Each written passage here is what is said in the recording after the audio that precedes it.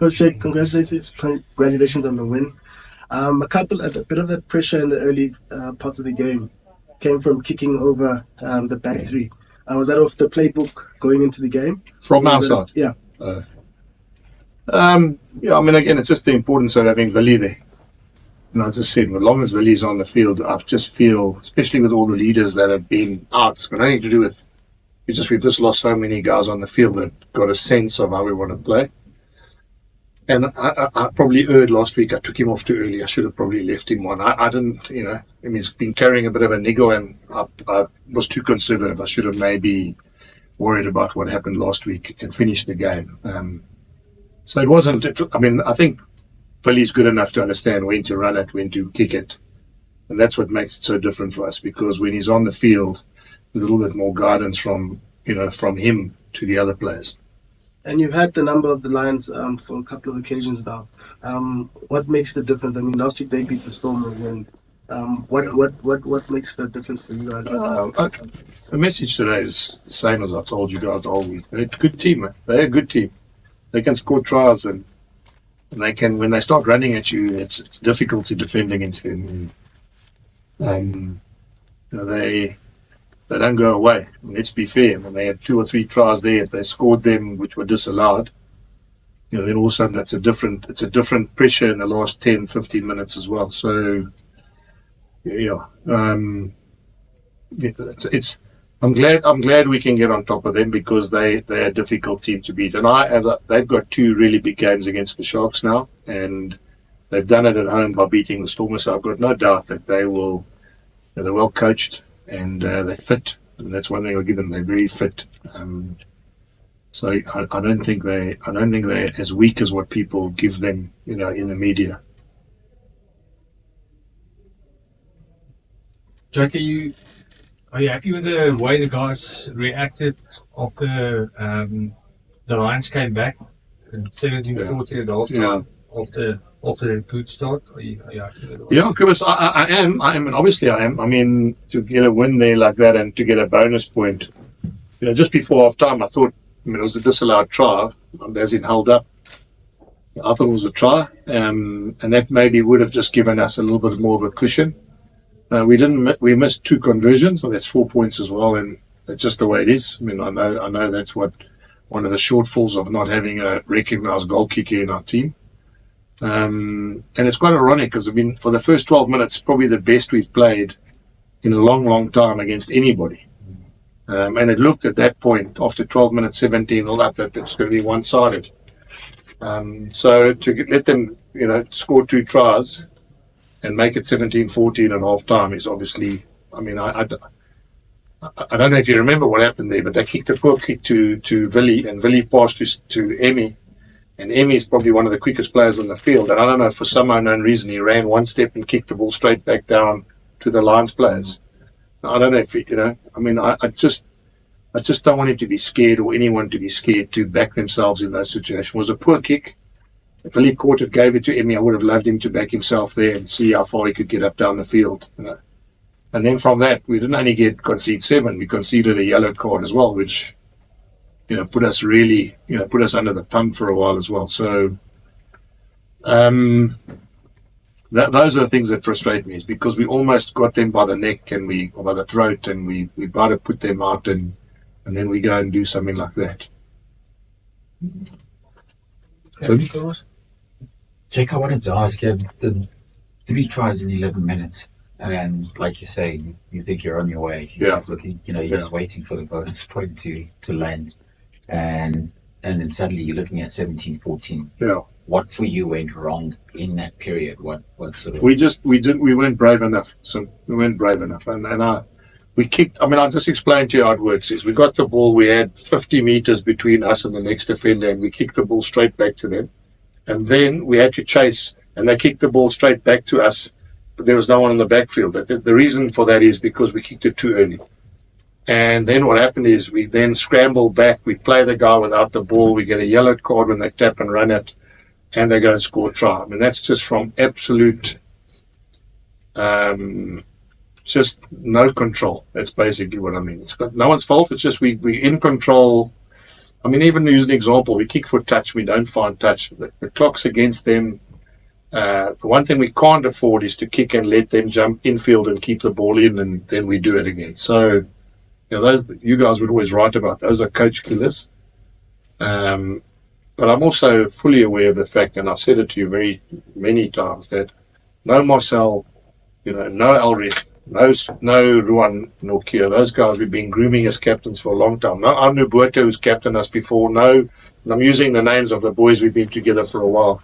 And we seem to get quiet when that happens. And that's the one thing I'm working hard on, is that those are the times you should talk the most. So, I don't want to give you a whole rundown of what happened there, but we just try and make it so difficult for ourselves. And what I'm really happy about today is, after doing that at half time, I had a chat to them and we sort of tightened up everything again. So, and I put that down to Bulle. And you guys put a lot of media time into, is he a 10, it's irrelevant what position he is the best at. For me and for our group, I need him close, and I need him to be controlling things, and he will make mistakes. I mean, because that's the kind of player he is. He's one of those kind of guys. I mean, we ran the ball and threw a forward pass and almost gave them from what we had. We tried to get over half and he gave a forward pass, but look at the pass he made for the try that we scored. So there are a lot of things that are, as I said, it's management, and I think we're missing, but we'll get better when Ruan Nokia comes back, and when Marcel comes back, and when we get other players that have been captains before all together on the field at the same time. I've got no doubt that the direction and the way we play will be different. Take the decision to put Jan Hendrik top heavy. Yeah. On the list as Yeah. the hooker. Well, I'll tell you, interesting, because I wasn't sure how long Marco van Staden could last, and I knew that Grobbies could go to 6, so I pulled the trigger early on Jan Hendrik going to prop. And then if Marco had said, listen, I'm cramping and I'm really tired, I would just move Grobbies to 6 and put Aluta to prop and move Jan Hendrik to hooker. And so it was one of those ideas that I had, that I could always, and Jan Hendrik's played the last three weeks at Lucid prop, so the adaptation of going to Lucid prop for me was probably easier than it would have been to put him straight to hooker. And he did well. And when he came on at hooker, we won both lineouts, or 3 lineouts that he threw in. But it's a wonderful thing to have versatile players that can play. I mean, Marco has played hooker for South Africa as well. So we're sitting in a very good position that we could have games where Marco could be on the bench as a hooker and not necessarily playing in that game, because he could end up going to the side of the scrum for a game as well. So it's interesting that you asked that, Sim, because that was my thinking, is that I just put him to where that front row scrummed, him and Wilco and Ruby's have scrum, put him on. And the one thing about the Lions, they've got a good scrum. They've got a very good scrum. And they probably don't get the credit for the way they scrum. We didn't dominate them as much as we dominated other teams in the season. So I'm very happy for Jan Hendrik that he actually can come on as a lucid scrum against Asanati, who's obviously got massive write-ups, and he's heavy to scrum against, and still we got a scrum penalty in the 22 when he came on. So, that obviously helps. You talked about Marco, Jake. He started off slowly last week, but he came back second half. He was back to almost the old Marco. That's impressive. Yeah. I mean, it's interesting. I had a one-on-one with all the players this week about the negativity and the outside noise that they would get. And my message to him was, it's my job to get him back to being who he was. He's been carrying an injury for a hell of a long time. And by his own admission, hasn't been playing as well as he knows he can. And he's been away with Bok tours where he plays one game in 6 weeks, or he plays 30 minutes in a month. It's just the way it is. And he just needs game time. He needs to be on the field and he needs to play. And I said to him, we're going to find a way in which we get you to be back to back and back, time on the field, because there's no doubt that as the game was getting longer and longer, he was getting better and better. So I mean, it is something that I chatted to him about, and he's a World Cup winner. He's he hasn't just popped out from nowhere. I mean, he knows how to play. He knows how to play against big teams. And today, I mean, I thought I thought he was really good today. I mean, for a guy who's been out for as long as he has and had one half of a game last week, I mean, he looked like he was the real deal again. Just Kanan had a bit of a couple of problems with tackling, a couple of tackles he missed. He seems a bit slow. Am I mistaken? No. I mean, playing against Enko van Wyk is a bloody good player. I mean, let's be fair. I mean, he runs over people, and it's not whether it's Kanan. He's done that against a lot of opposition. I mean, he did it last week again. I think was he man of the match last week? And if he wasn't, Should have been. then obviously the guys who choose man of the match don't understand what they're looking at, I mean, I can't believe that Grobbies wasn't man of the match today, but anyway, that's not me to decide that. On your man of the match, sorry, your centre pairing looked very good today. That Kriel to 12 and the speed that you were looking for, did you find it? Correct. And it's interesting in there. Didn't we score a try last week, line breaks, and it's almost a little bit like what happened against us last week. We look like we could do that to teams as well. Yeah, they scored a really long range try against us as well. But I mean, there were moments there that I thought, well, it's quite nice to have pace. That one try when Sebastian de Klerk scored from a chip over the top as well. I mean, that's just speed. So, it did work. It did work. And I'm not for 1 minute saying that Stedman was poor. I just thought that Grobbies was outstanding. I mean, that tackle he made on Horn and the turnover he made right at the death of the game when you've scrummed and I mean, that's unbelievable. Yeah, I saw that. And that's unbelievable for a guy who's played 79, 80 minutes by the time he made that turnover. I think it was Kieran Horn last week for the Lions. Oh, was it? Yeah. Okay. What did you think of Keegan Johannes? He hasn't played in a while and he looked very comfortable when he came on. He's a good rugby player, man. He's a very good rugby player. And I think, it's one of those things, because he's so versatile, it's going to be very important for us going forward as well. Scrum half wise, he was always a 10 at school anyway. That's the ironic thing. And then he sort of moved to 9. And I was thinking about it this week. I've coached a lot all over the world, and you get guys like Michalak play 9 and 10, and Morgan Parra play 9 and 10, and Elissard played 9 and 10 for France. It's very normal in France. Very normal that a 9 moves to 10.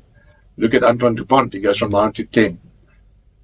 And I think sometimes there's a reason for it, because there's an understanding about when you're a good 9 what 10s want, and when you're a good 10 there's a great understanding about what 9s need to give you.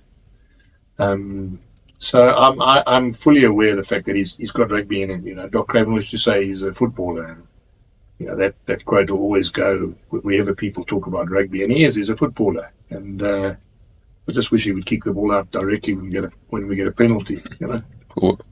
So could he potentially fill that 10 gap for you going forward? yeah, he could. And the nice thing, he could go 6-2 bench like the other guys do, because he could play 9 and 10 in a week when you don't have to put a scrum off on the bench, because he could play both. And those are things that you've seen have worked in world rugby for many, many teams. If you've got a guy who can go 9-10, and you put him on the bench as a back, then you could probably go 6 forwards in certain games as well. So it is a massive bonus to have for us. And you're right, the thing that I really enjoyed, he hasn't played for a while. He came in at 10, but he's been training like that. And that's why he got the nod this week. He's been playing in the team that's been going against us, and they've been looking like they're sharper than the team I'm putting on the field. And if I look at today's game, I mean, the Lions can attack. The Lions have got an unbelievable attack. Their attack is from broken play and from turnover. The one thing they are probably as good as any team is that when they you turn over the ball, and their transition from going from defense to attack is outstanding. And I think that's what he did this week against us. It was almost like when we were defending against the other group, every time we lost a ball, it was showtime for him, and it probably helped us in our prep for this weekend. Jake, you spoke about the mistakes that players made to let the Lions back into the game after those 3 tries, and a lot has been said about the maturity the Lions have showed to come back. Yeah. But what about the maturity that the Bulls showed to widen the gap again? And up the ante in the second half? And Nick, I'm so glad you asked that, because last week you asked me about Reinhard Ludwig, not you guys, and wasn't he outstanding today? Young captain, made the right calls. At the end they took the opportunity to take 3 points. Could have gone to the corner. He knew that the clock would have another minute left. And and the maturity will come every week. And when I sit here and I look at the team, I go, we're going to get better and better and better. And there's no doubt in my mind about it. And the Lions, I want to say to you guys that I don't know why the Lions get all the flack they do. They don't have people leaving their club, as in to Springbok. They've had that same group together. They've had the same coaching staff together. And that's one of the things that if you look at any successful team, you've got the right group and they're together and you don't lose too many players, that the cohesion and the understanding of that group is so much better than a group that changes all the time. If you look at the Irish team, if you look at the Leinster team, I mean, they play, if you work out the minutes that they train together for Leinster and for Ireland, it's so far ahead of any other team. It's a little bit like the Brumbies in the old days, and I use them. Regan, Larkham, Mortlock, Joe Roth. I mean, they would play for Australia on the weekend and they'd go back and they'd play at their club. Now, you imagine how many hours Regan passed to Larkham and how many times at training they would have looked at each other and known exactly what they were going to do. And I think the Lions sometimes don't get, sometimes don't get, I don't want to say the credit, but people don't get the understanding about how important that is having. That's why we dominated for such a long time, because we only had 2 Springboks. And it was easy because every training session, the same players were training against each other. So I'm answering it by saying, of course, we're going to get better, and we're not there yet. I don't want to sit here now and go, we all know everything's fine. We're not there yet, and we won't be there for a while until I get those players to spend hours and hours and hours training and playing, with each other. You did touch on Sebastian de Klerk and Stedman Gans. Yeah. The two of them coming back into the side and each scoring a try and getting lots of great line breaks, and Gans getting man of the match. No, that makes me really happy because, backline play-wise, we've always prided ourselves on our attack. I think did we score 5 tries today? Scored 5 tries. I don't know when last someone scored 5 tries against the Lions. So it's an incredible achievement for us to score 5 tries. And to be fair, we had one disallowed over the try line that they say they put the ball down. So who would have scored 6 tries against the Lions in the last while? And Sebastian de Klerk, he wasn't dropped. It's a case of making sure people are fresh. Last week he got picked into the Springbok training camp, and he probably was buzzing to get back on the field today because he wants to prove that he can play at that level. And last week I sat here and I told you guys that there's no substitute for speed, and you saw what happened. As soon as we got past them, then we could finish. And the other thing which we also mustn't underestimate, it's what I said to you earlier about combinations. Him and Devon have played many, many, many games for the Pumas and trained many, many, many times for the Pumas together.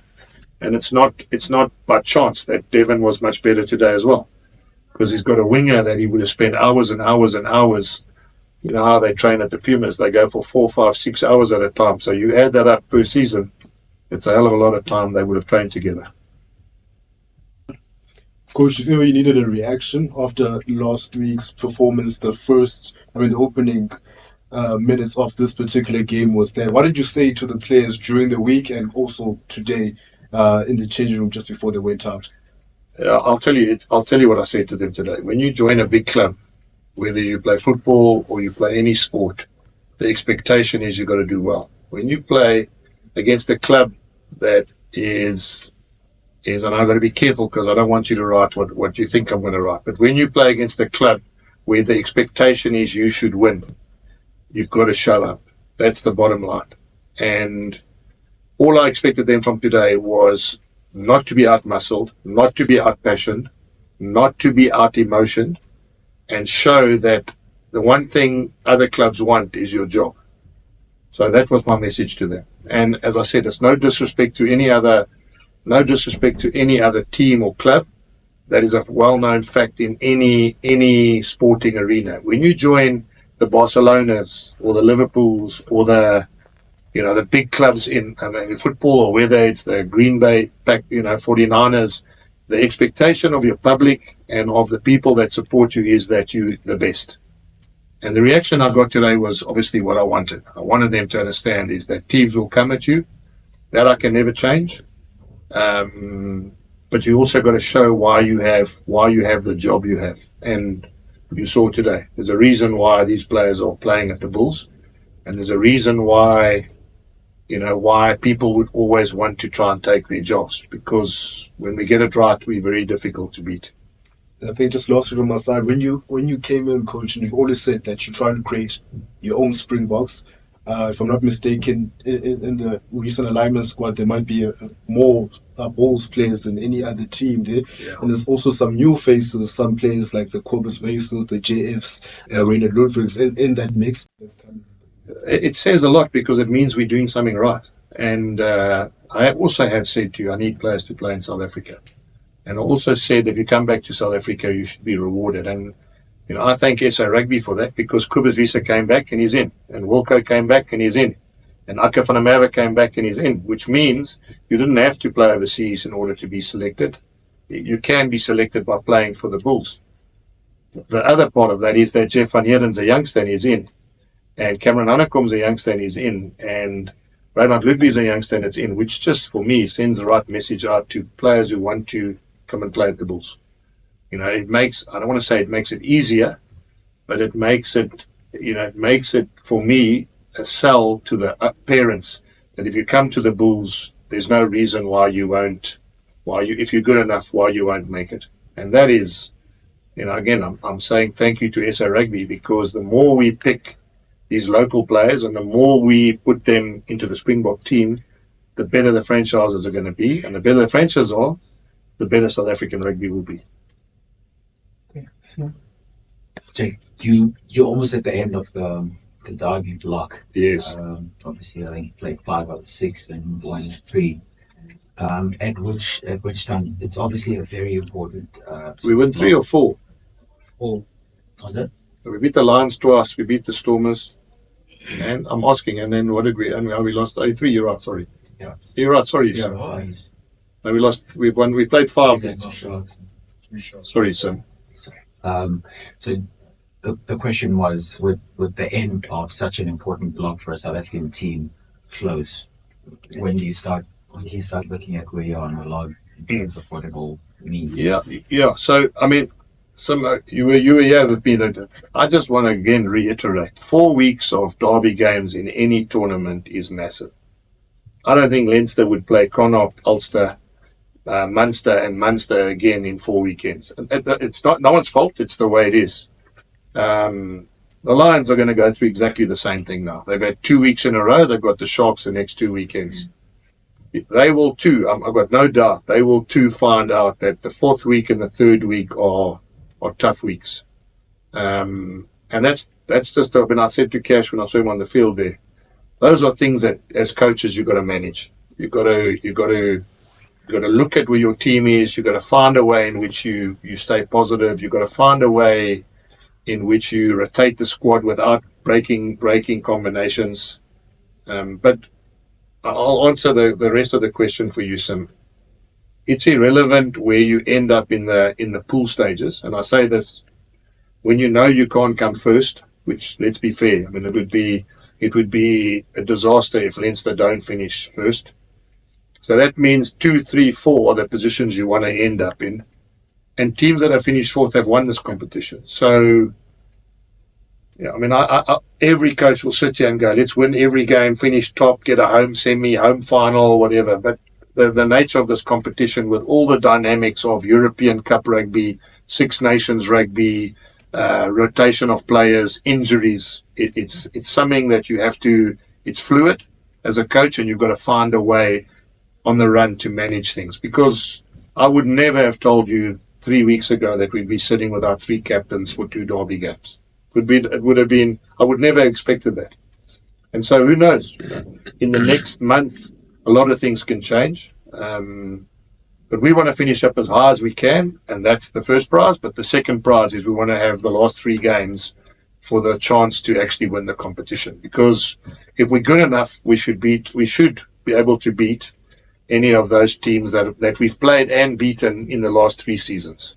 Jake, Akker, what's the story of Akker? Yeah, he'll be back next week. Okay. He'll be back next week. He just got a hell of a cut on his shin, almost like a knife cut from a stud of a boot. Okay. And he was fine. I mean, when I say it's fine, but if he stops, then he feels like the wound. And if that thing opens because it's got internal stitches, then it can lead to a long, long time. So yeah, thanks. I appreciate that.